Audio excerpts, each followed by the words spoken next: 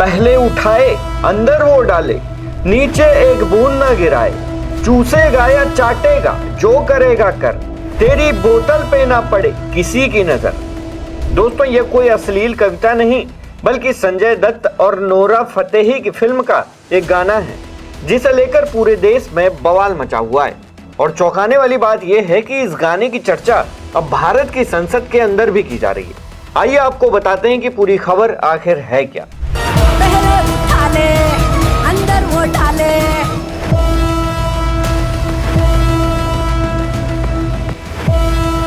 दोस्तों, popular dancer और actress Nora Fatehi अपने डांस मूव्स के लिए पूरी दुनिया में मशहूर है, लेकिन इस बार उनका जादू उन पर ही भारी पड़ता दिख रहा है।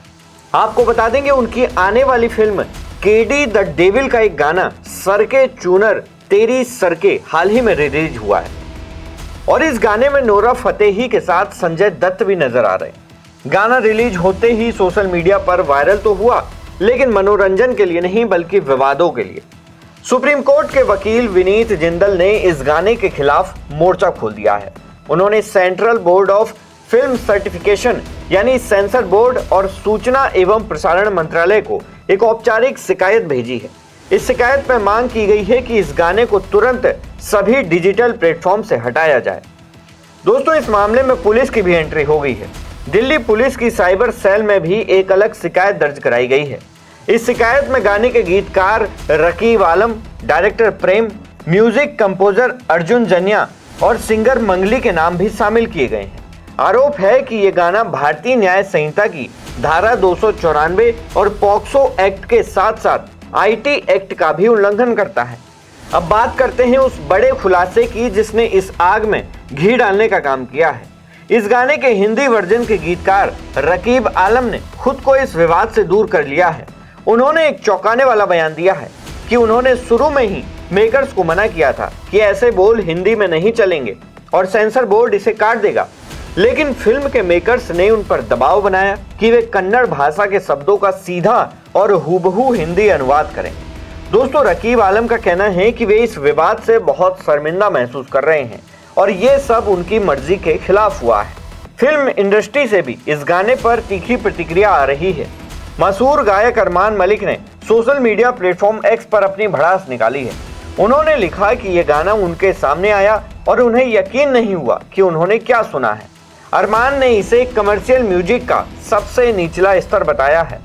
आम लोग भी इस गाने को लेकर काफी गुस्से में हैं।